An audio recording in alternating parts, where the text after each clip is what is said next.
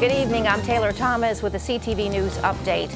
The unofficial end of summer is here. That's right, Labor Day weekend kicks off tomorrow. Typically, families load up their cars and hit the roads to visit friends and relatives. However, this year it seems like lots of Prince Georgians are deciding to stay home. CTV News spoke to drivers in Largo this morning about their Labor Day plans. I just can't afford to be traveling places this weekend. This Labor Day, I plan on going out to Hampton, Virginia, to Virginia Beach, spend some time with family. I'm not planning to travel. No. Is it gas prices the reason why you're not traveling, or? No, I'm working. Good news for motorists driving out of town. Gas prices continue to fall. A fire rips through a Lanham apartment complex. It happened here yesterday evening at the 5400 block of 85th Avenue. When firefighters arrived, they found fire coming from the roof. Thankfully, no one was hurt, but at least 14 people were displaced. Investigators are working to determine the cause of the blaze. As the fall election approaches, President Biden warns that American democracy is under assault. In a national address last night, he blamed his predecessor Donald Trump and MAGA Republicans. Speaking from Philadelphia, he assailed the Republicans who defended the January 6th attack on the U.S. Capitol. He also criticized people who continue to deny his 2020 election victory. MAGA Republicans do not respect the Constitution. They do not believe in the rule of law. They do not recognize the will of the people. They refuse to accept the results of a free election. And they're working right now, as I speak, in state after state, to give power to decide elections in America to partisans and cronies, empowering election deniers to undermine democracy itself. MAGA forces are determined to take this country backwards. The president spoke from Independence Historical Park in Philadelphia. Here are the latest COVID-19 numbers for our area. The Maryland Department of Health has confirmed 1,076 new cases. The county's positivity rate is at 11.63%. 5 Marylanders have died of COVID over the past 24 hours. 499 people are hospitalized. That's down 18 from yesterday. Meantime, Maryland officials have authorized the use of the new single-dose bivalent COVID booster. Officials are urging Marylanders to get the new shot for protection against the Omicron variants. The nation's unemployment rate is up slightly. The jobless rate in August was 3.7%, up from 3.5% the previous month. 315,000 jobs were added to the economy last month, down from 526,000 in July. You're watching CTV News. I'm Taylor Thomas. Coming up, Hampton University makes a musical recruitment trip to Prince George's. Stay with us for more.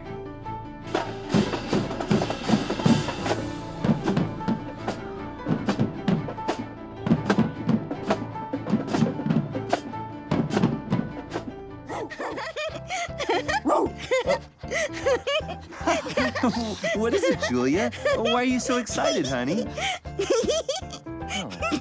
Hey, do you want to use your talker? With Julia's autism, using a talker can help her find the words she wants to say. My dog. You want to do something with Rose, Julia? Play ball. Do you want to play catch with Rose? I think Rose is excited to play catch too. Oh, Julia, you show us so many different ways to talk together. Oh, and play. Good catch, Rose. Okay, give Julia the ball. There you go. Okay, throw the ball, Julia. Oh. For Julia's family, early screening for autism made a lifetime of difference. Find out more at screenforautism.org. Okay, Julia, there you go. Oh, another good throw. That's the way. As opioid-related deaths continue to rise, a new Maryland law aims to save lives. It's called the Statewide Targeted Overdose Prevention Act of 2022, or STOP Act. The law increases access to naloxone, a FDA-approved medication designed to help reverse opioid overdose. According to state data, there were nearly 1,900 opioid-related deaths in Maryland from January through September of 2021. the statewide Targeted Overdose Prevention Act. And it is going to get naloxone in the hands of so many more people, such as that are at risk. EMS will be able to give it out, hospitals, treatment providers, homeless shelters. Hogan signed the bill into law last May. Former Maryland delegate Michael Smagel has died. Smagel died Sunday, according to the Daily Record. He had heart disease.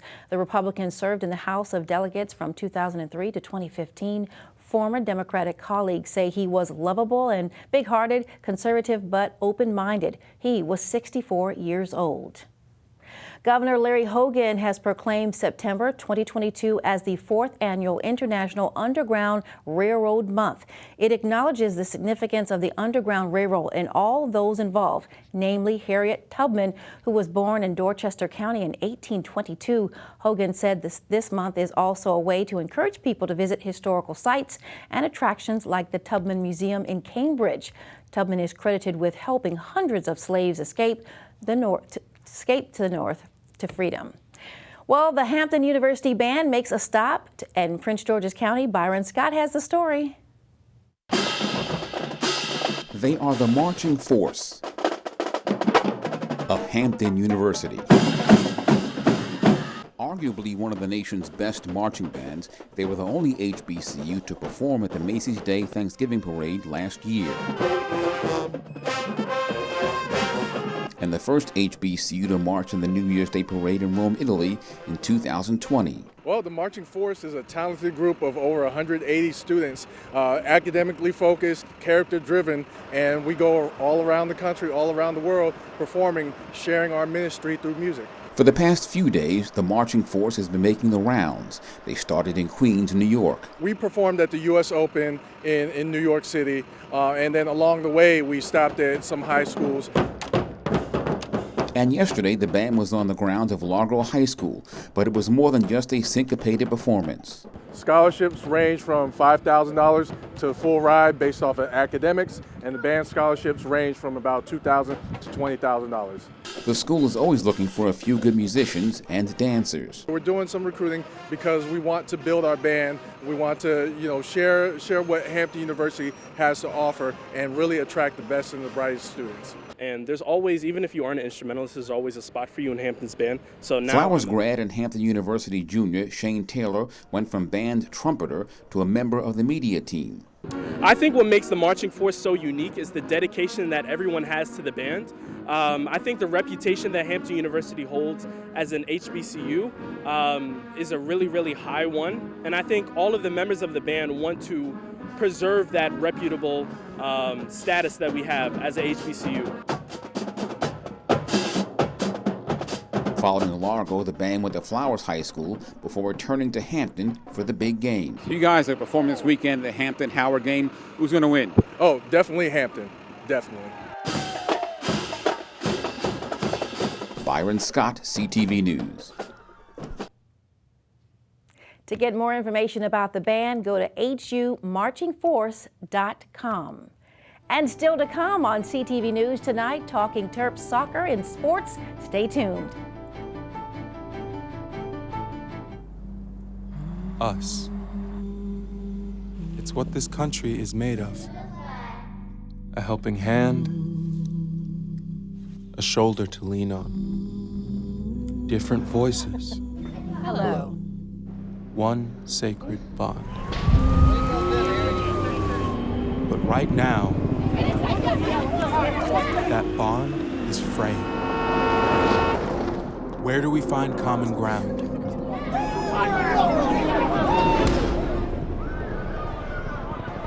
How do we get back to us?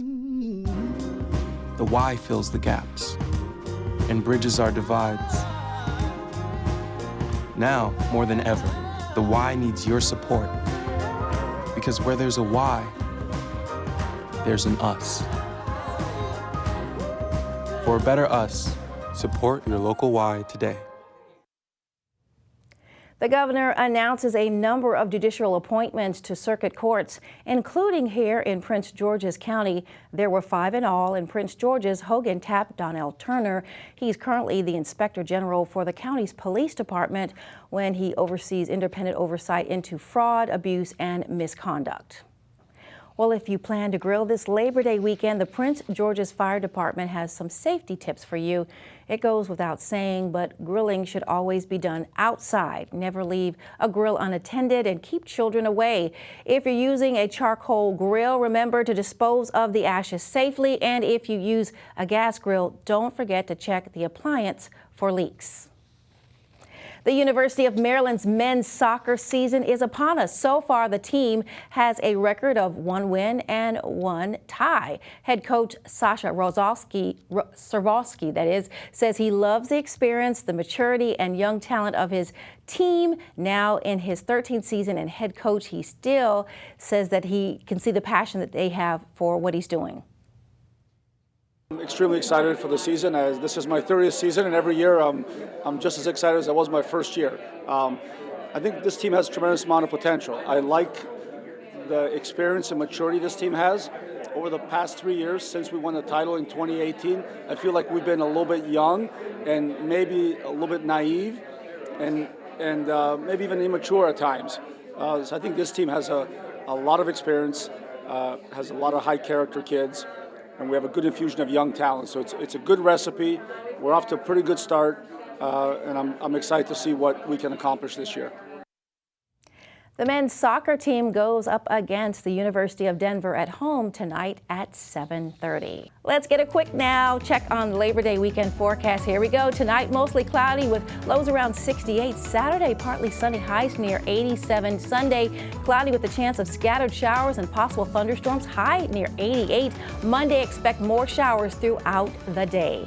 And that wraps up our CTV News Update tonight. I am Taylor Thomas. Have a safe and wonderful holiday weekend. Good night.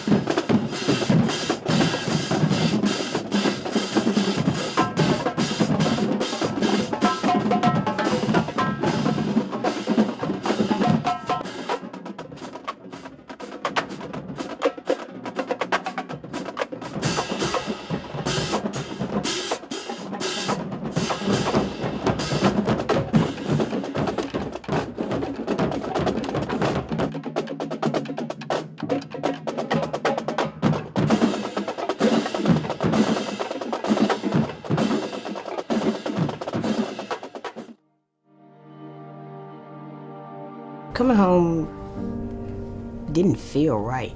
The military for me had become my life, and so it just wasn't easy. There's nobody to relate to back home, so you're alone. And that's the worst feeling in the world.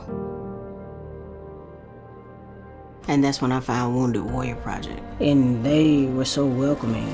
I like to say that they saved my life. Wounded Warrior Project is my family because there's a host of others that are out there like me, whether it's mentally or physically, that are going through the same thing. Together, we play together, you know, just like exactly. But it took some time for me to actually realize I'm worth it. And that's the biggest thing. You have to realize you're worth it.